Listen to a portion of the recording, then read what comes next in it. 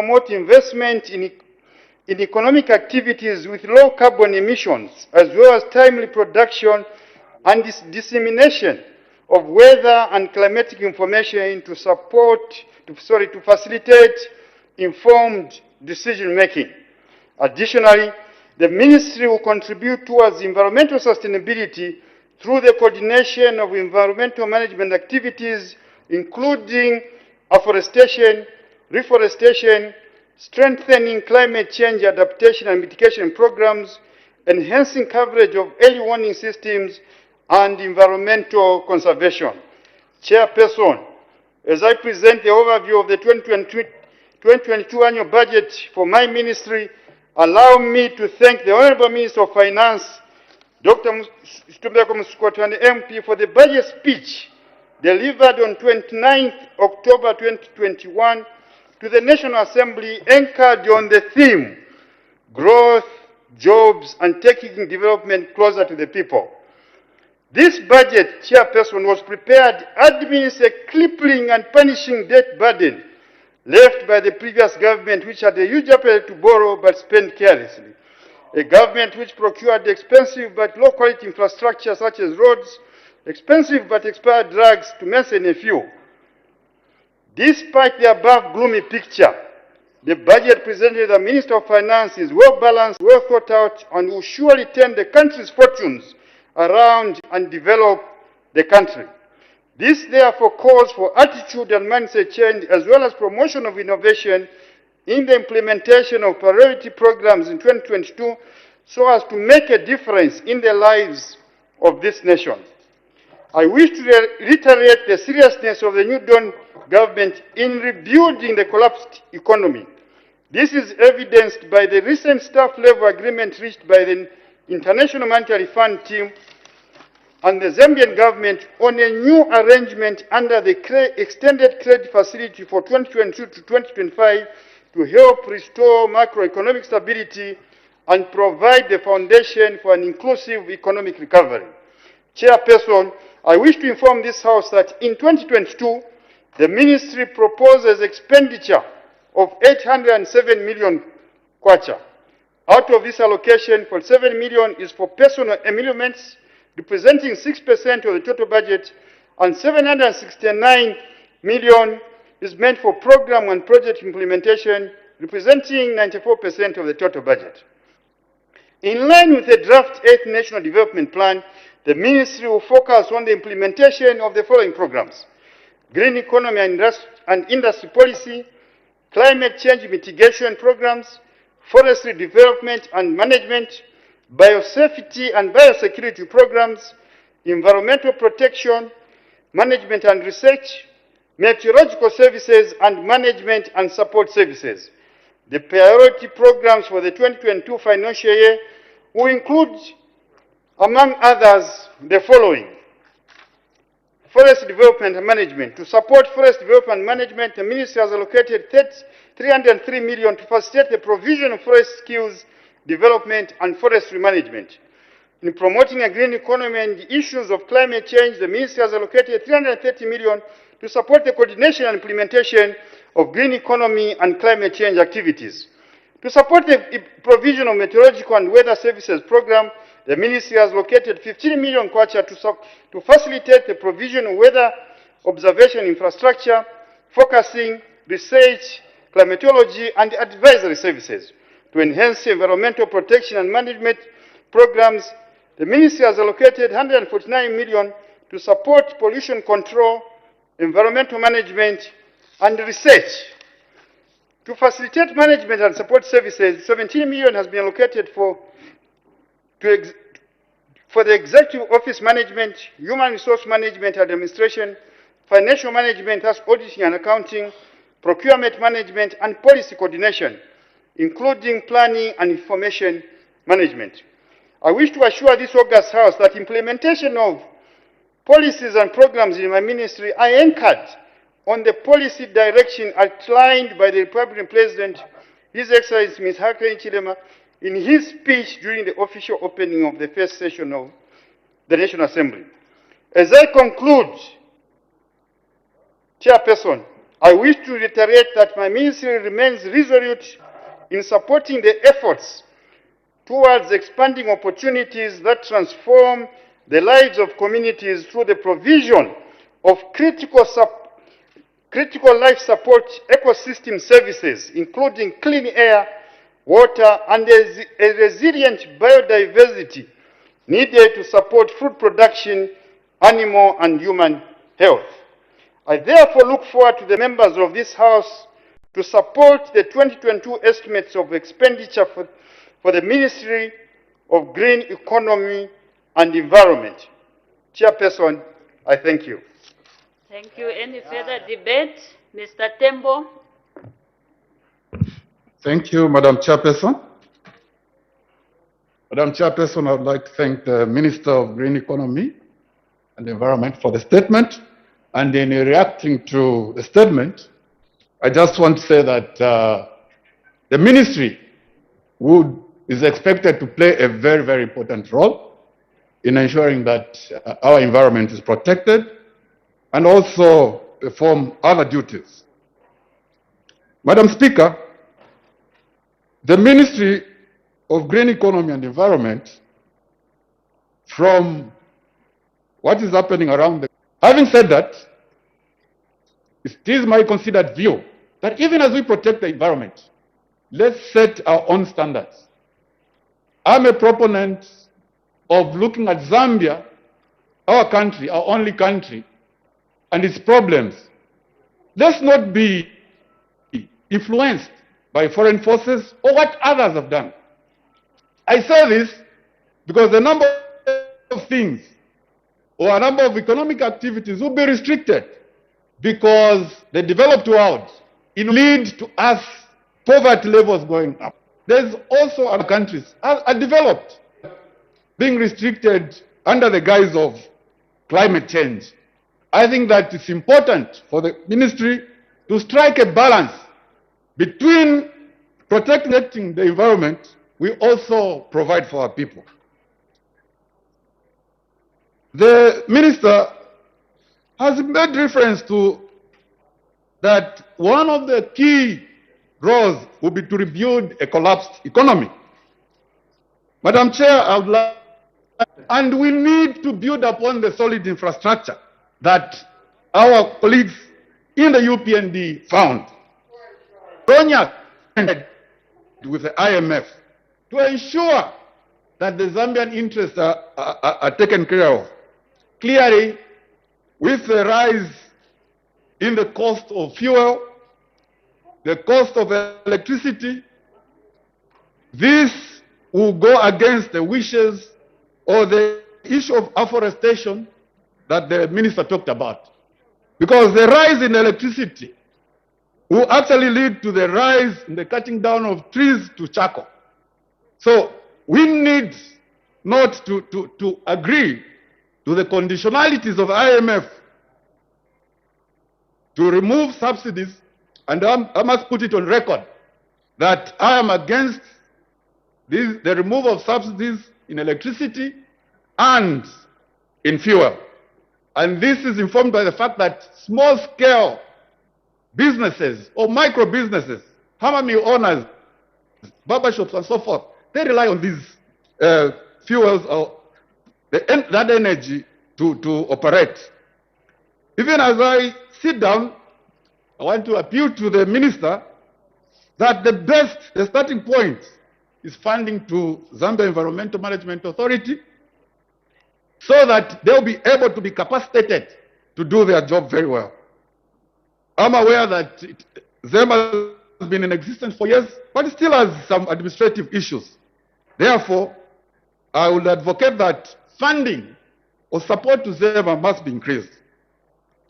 I'm aware that the UPND government has taken drastic measures in the first few days of being in government, but it would have been easier for them to wait and understand, because clearly the direction that they are taking is not the right one, because I can see serious teething problems with regard to governance of this country. Already, as I mentioned, We expect that fuels will be up next year, and this will affect the economy very negatively. Therefore, the alleged rebuilding of the collapsed economy actually is now collapsing the rebuilt economy. So having said that, I just want to say that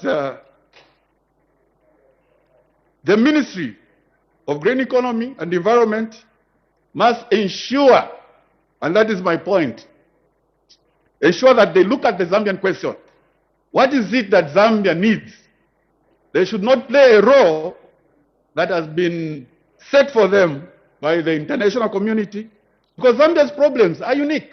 And clearly, I do not want to see international forces influencing us to the extent where we will fail to industrialize, because the industrialized countries are talking about carbon emissions and so forth, to the extent where we compromise our own development. Let those that have developed worry so much about this, and for us, let's also look at our own industrialization. I thank you, Madam Chairperson. Thank you, Mr. Twasa.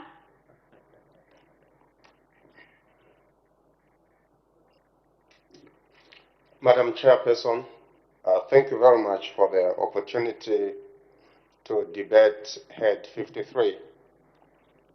Through you, Madam Chairperson, I want to say thank you to the Minister of Green Economy for that elaborate policy statement.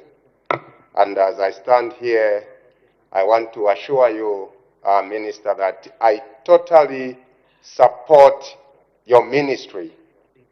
It's a very good initiative, very good for our country, very good for the entire world. Though I'm disappointed that you've not been funded enough.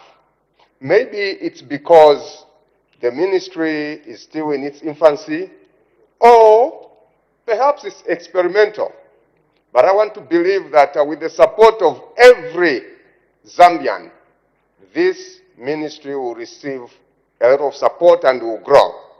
Madam Chairperson, the only problem we have in this country is that everything has been politicized.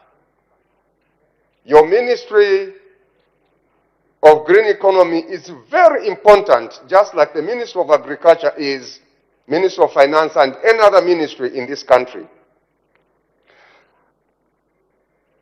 I would support that you have a multi-sectoral approach to the operations of this ministry. I think for you to succeed, you need the involvement of every ministry. You talked about deforestation. Now we need to talk about reforestation. Funny enough, today, this is December, we don't have the rains, and we know where the problem is. The heat, the climate has become part of our greeting. How are you? Kwapyamwe. Everyone is talking about Kwapya, it's hot. But we know where the problem is. It's all about climate change. Minister, if the government can come up with a policy, I'm saying the problem is that in this country, everything has been politicized. If this ministry can come up with a policy that every household, every year must plant a tree, we'll see some positive effects to what we are seeing today, from what we are seeing today. Why are we saying you should have a multi-sectoral approach to the operations of this ministry? It's because for it to be effective enough, you need the involvement of organizations like AZESCO, schools, that every school must come up with a program of planting trees every year. RDA, or the Ministry of Infrastructure Development, each time they sign a contract with all these contractors who are building roads and so forth, there must be a clause there that wherever they are doing those contracts, they should be dedicated a certain portion where they can plant trees. We need that. And we needed this like last year or yesterday. I wasn't given time to debate Head 21. I would have proposed that we turn our highways into authorities. It was going to be easier for you to work with authorities so that wherever they are manning these road authorities, we have good forests along these roads. We are being affected every year. Learning institutions who need your involvement, visit them. That's why I'm saying this funding is not enough, because you need a lot of work for us to reverse the effects of what we are seeing today. We need a lot of efforts, and we totally need to support you. There's nothing like opposition or ruling party. This affects every one of us. Visit the learning institutions. Make sure that each learning institution, each school, private or government, tertiary education or whatever it is, that institution should have a program to plant trees or to contribute positively to our environment for us to begin to see these negative effects being reversed. It's not an immediate effect, but we may do it for the future generation. Because what we're enjoying today is as a result of our foreparents who were very focused.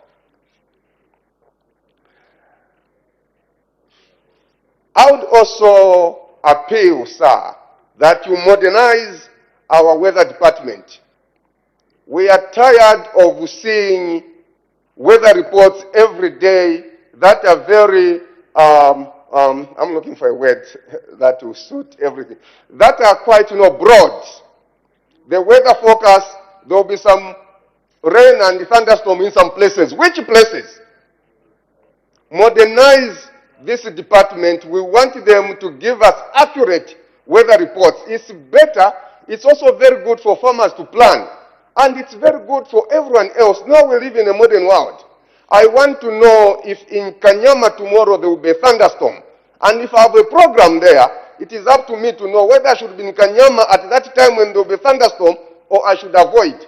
I want to know if in my constituency, in Kwenje Ward, there will be a thunderstorm. What kind of rains are we going to have? Are they going to destroy houses, churches and schools so that people are warned? Other than us having, these broad or general statements, some rains and thunderstorms in some places, and we don't even know which places.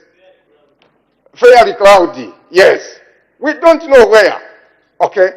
Give us accurate weather reports. Fund this department. Modernize it. We need these people to help us to plan. Farmers need these people to plan. Travelers need these people to plan. Everyone else, we now live in a modern world. With these few words, Madam Speaker, I want to say, Madam Chairperson, I support the budget, though I still insist it is not adequately funded. When I look at the magnitude of work that this ministry will have to undertake, we needed this ministry to be given more money. Bring it, put me into government, you see how I'm going to do this thing, man. Madam Speaker, I submit. Thank you very much. Thank you. Mr. Munduvile.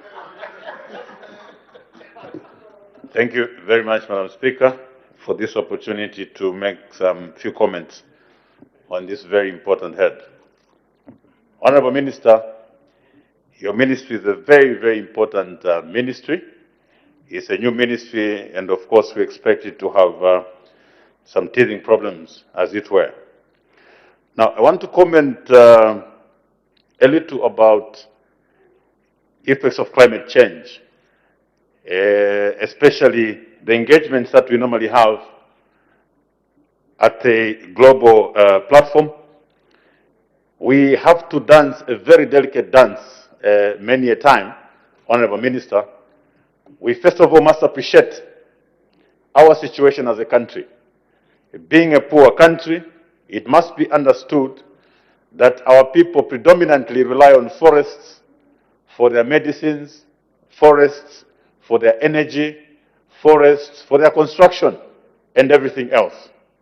Such that even when we are committing to international conventions, we must be fully aware of the environment that we are operating in.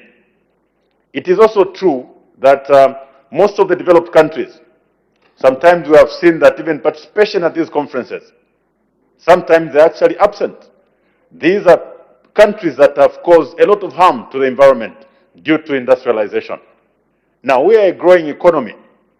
We're a growing economy to a point that, depending on how we negotiate or what commitments that we make, we may suppress our own growth in terms of industry. So like I said, it's a delicate dance that we have to, play. You know very well, Honorable Minister, that we are going through a situation where we have looming increases, for instance, in electricity tariffs, such that when we commit ourselves or make it very difficult or next to impossible for our people to harvest trees or wood as a source of energy, we put them into very, very awkward situations. We know that charcoal burning really has been a very difficult activity, economic activity to stop, in as much as I don't support it. But then we also have to be considerate. What options do these people have? So like I said, there must be due consideration to our environment, our situations, even as we commit to make certain changes or certain rules going forward. Honorable Minister, one of the biggest challenges that we have today is deforestation. And this is a battle that you must fight head on. We have seen that a lot of our trees are cut to a point that, yes, we may harass a charcoal burner coming from Honorable Masebo's constituency in Chongwe. We set up roadblocks and harass those charcoal burners. But we have truckloads of rosewood timber going out of the country every day. Hundreds of these truckloads are going out. Now, at the expense of our poor people, because they have no means to evade roadblocks or, play around with the rules, they are harassed. And yet, in broad daylight, we allow these truckloads of timber going out each and every day. There was an article yesterday about containers of Mukula in Kawambwa. This is a fight, Honorable Minister, that you must fight head on. It is true that, yes, we are going through very difficult times economically, and the temptation is very high on the part of those that have been tasked with that. Maybe what we saw yesterday was just a tip on the iceberg. So it's therefore very, very important that your ministry, I feel that it's very, very comprehensive and is able to assist your ministry to tackle some of these challenges that we are pointing to. For instance, when we want to do forest management, it will be easier if you do forest management in conjunction with these communities. It will be easier to control them. It's also easier for them to help you, police security around these forests. Because I know that the Act provides for forest rangers, for instance, community forest management committees and so on and so forth. But what we have seen is that there's been no full operationalization of this Forest Act. I would like to suggest to you, Honorable Minister, that you put it at the center of your activities. There will be a close collaboration between your ministry and the communities, such that even when you want to prohibit certain activities, in agreement with them, let them buy in what you're trying to do. You'll find it a lot easier, to implement. So going forward, if you look at, the export of logs, for instance, the exit of timber from this country, we are losing on many fronts, Honorable Minister. The real benefit to government is next to none, because all these people are paying production fees and conveyance fees. These are minimal, fees to government. So there is no impact on the treasury. And the finance minister, Honorable Stumbeko Msokotwane, is looking for that money. But if we are given an impression to feel that maybe out of these production licenses and fees, government is making money, you have to look at it again. Now, by allowing logs to go out, we are actually exporting jobs. The new Dawn government has made an undertaking that is going to create jobs. This is one of the areas, one of the sectors where employment can be created. It will be created by encouraging people to do value addition. Now, there will be two gains from there, Honorable Minister. One, with value addition, you will not see so many truckloads produced per month because it will be dependent. The constraint now will be the capacity to convert that timber into finished product. That will be the constraint. It is already a control on the exit of timber from this country. And by so doing, it will also slow down the deforestation. But at the same time, it will also create jobs for the youths. We know that through the budget that was presented by the Minister of Finance, and maybe through the increased community development, constituency development fund, we are encouraging youths at a local level to manufacture desks. That is, I think, the way to go. That is the best way to utilize this timber, so that at a local level, furniture is manufactured. So to appeal to you, Honorable Minister, just to put your foot down. Export of logs should just come to an end. There should be no compromise to that. And once that is done, you are going to see increased activity in that sector at a local level. You are going to see reduced activity in terms of deforestation.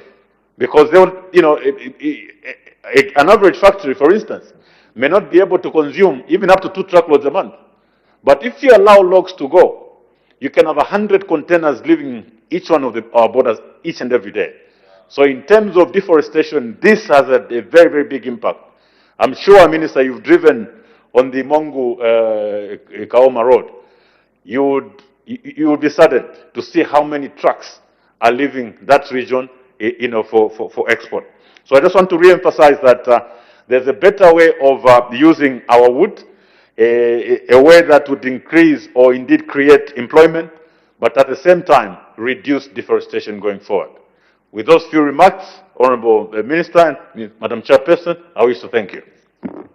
Thank you, Mr. Nkulu. Very much, Minister, for that presentation of a policy statement on your head.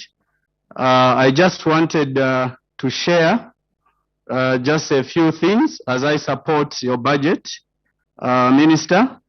And the few things are basically maybe 1, 2, 3, or 4.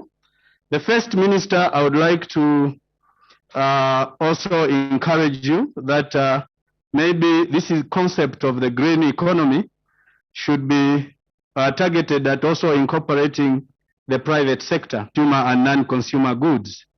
And I'm sure if this is well marketed, it's going to bring about a greater awareness from the people that are consuming. They will ensure that they demand only products that have the conscience of the green economy or that have the conscience of the environment. So I would encourage that as part of promoting, as part of bringing awareness, more especially to the private sector in the manufacturing industry, an introduction of a Zambian green label to mark as part of a mark of quality that the manufacturing of the product had a conscience, a deliberate conscience of the environment. The second, Minister, is basically to bring in the concept of how the green market or the green label can also be extended. Many travelers today all over the globe, they are looking at destinations that are promoting the green economy because they know that that's the only way tourism is going to remain sustainable. So if, for example, we encourage that those lodges that are going to be built in national parks and any other areas are all complying to the environment within which they are operating and ensure that they have a deliberate policy to have the conscience of the environment that is going to increase the arrivals and that is going to reposition the destination. The fourth thing, Minister, through the chairperson, is maybe also to come up with some sort of encourage to include concepts of the green economy.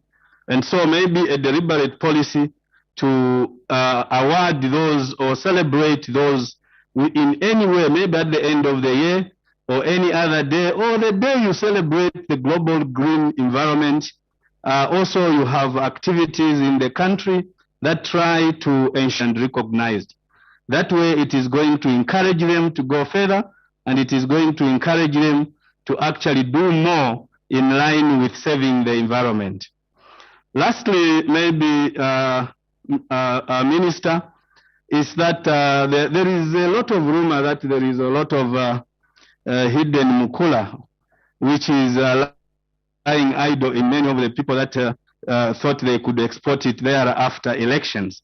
Maybe this is the time to take an audit and see in the country how much mukula is lying idle, as this disposal of this could bring a lot of revenue to the promotion of the green environment into the country. And I'm sure as we are seeing the effects of deforestation, the effects of climate change, more especially to the agricultural sector, anybody else is going to agree that putting deliberate effort in ensuring that we combat this green economy and the issue of deforestation, we combat them so that we save the environment, will be a welcome concept by many. So, Mr. Speaker, I would like to encourage, Chairperson, I would like to encourage the Minister that if we incorporate this and customize them into Zambia so that the companies and that could be hidden in some areas, I'm sure we are going to have a lot of goods and services, and we are going to see a lot more Zambians and international. Many of the organizations will ensure that not only the profit is going to be the bottom line, but also its environment. Economy and environment wind-up debate.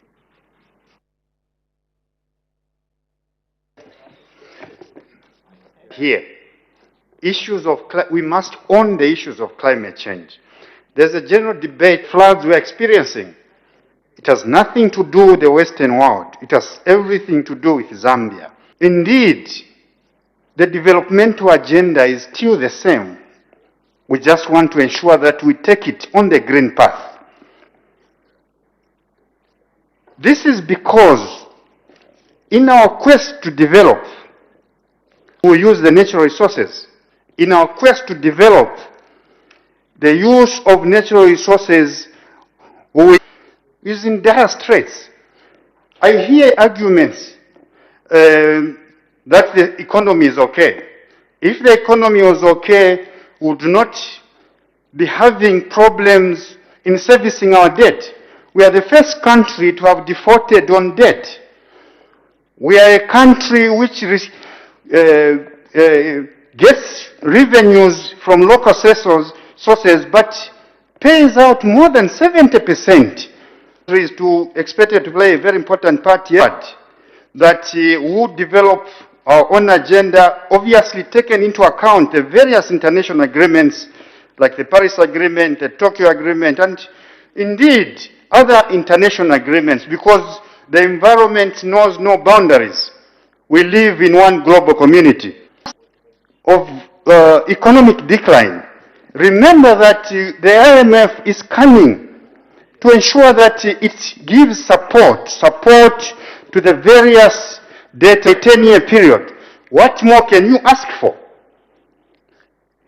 The House may wish to know that there's no alternative to this program. We must own the program, we must own the conditionalities. Indeed, you look at the forests, they are low.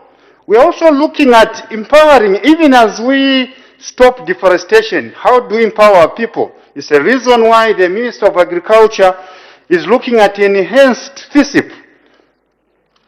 It's also the reason why we are looking at ensuring our local citizens are empowered through mining activities. I ask that we support it. This is a non-partisan. Thank you. Head 53, Ministry of Green Economy and Environment. Heads total 817,205,000. The question is that Head 53, Ministry of Green Economy and Environment, heads total 817,205,158 kwacha stands part of the estimates. As many as are of that opinion say aye. Aye.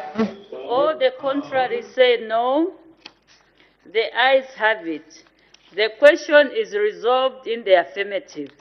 Head 53, Ministry of Green Economy and Kwacha is ordered to stand part of the estimates.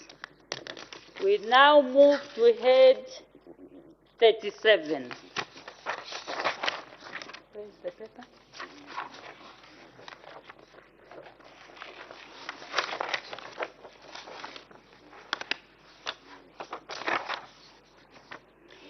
Head 37, Minister of Finance and National Planning.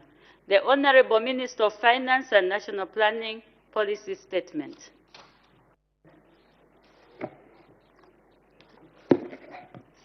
Thank you once again, Madam Chairperson.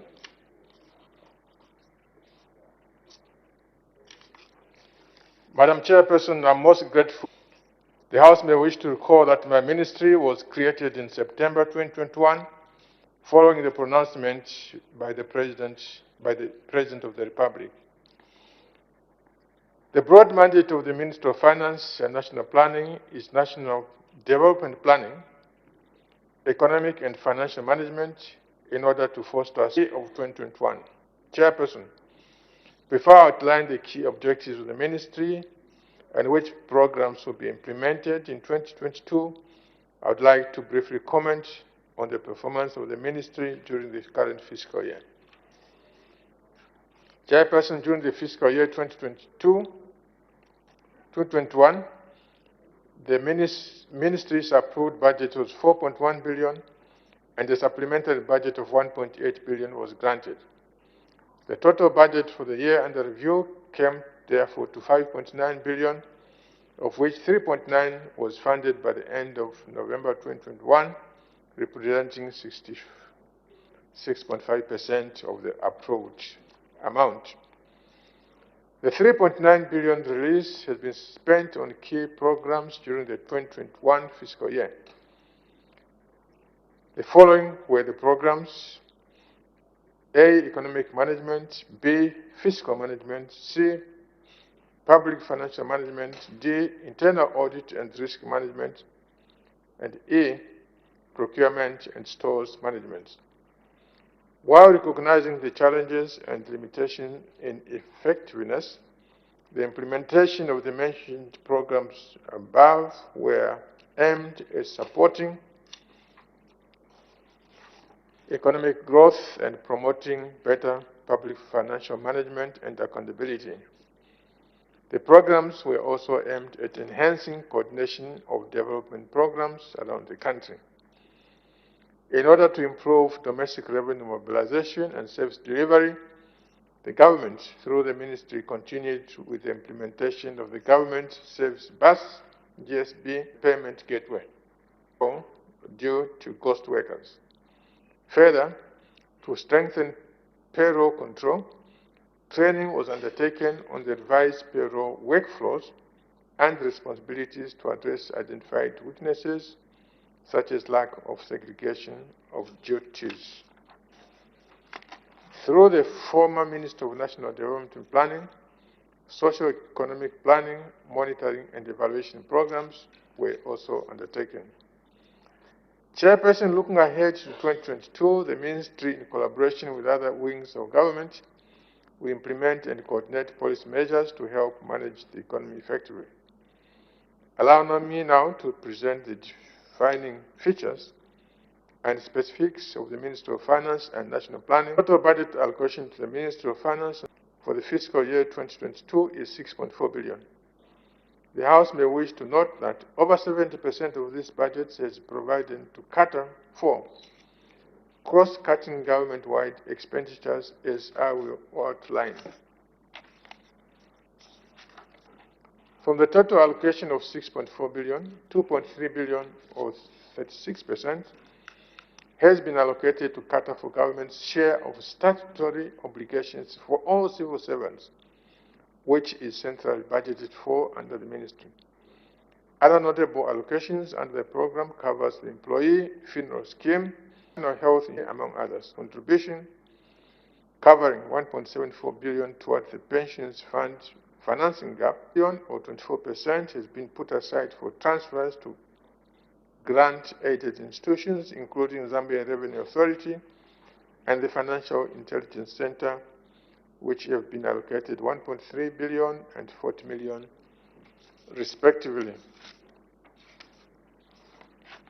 Chairperson, the remaining 521 million from the 6.4 billion is proposed to be allocated for other expenses, out of which 1.4 million is budgeted for recurrent departmental charges for the census, financial bank charges, accountable documents, license fees, and for suppliers of goods and services.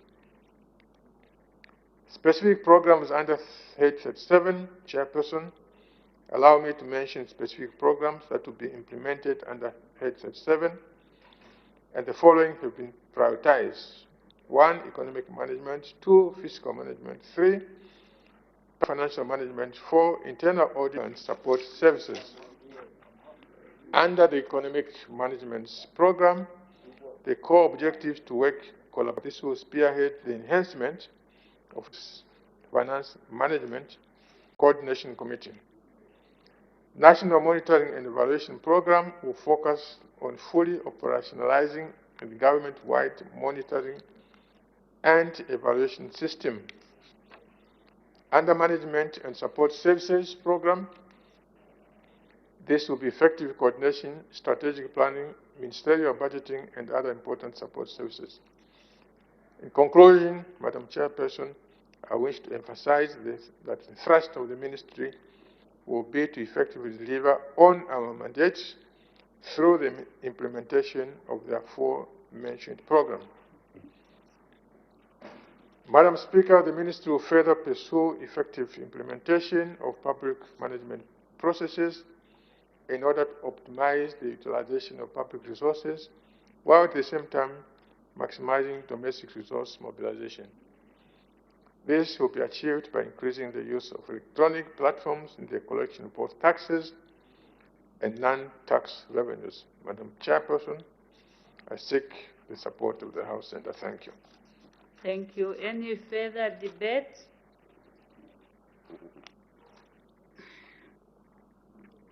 Any further debate? Mr. Mundovile? Thank you very much, Madam Chairperson, for this opportunity to contribute to this head. Honorable Minister, we've been very worried that this budget was premised on a draft 8th National Development Plan. As you know, as provided for by the Act, the budget should have been premised on a development plan ratified by Parliament. However, I want to state that it's very, very important that even going forward, the budget derives its authority from these national development plans. By way of brief background, I want to say that we are currently implementing the 7th National Development Plan, and also to say that the Patriotic Front government did fairly well when it came to the implementation of the 7th National Reduction in developmental inequalities. Many may not have understood. Many may not have understood exactly how development was structured. And no wonder, they can question. But I'll endeavor to explain a little on how development was structured. The many health posts that are right across the country were in response to the 650 health posts that were constructed right across the country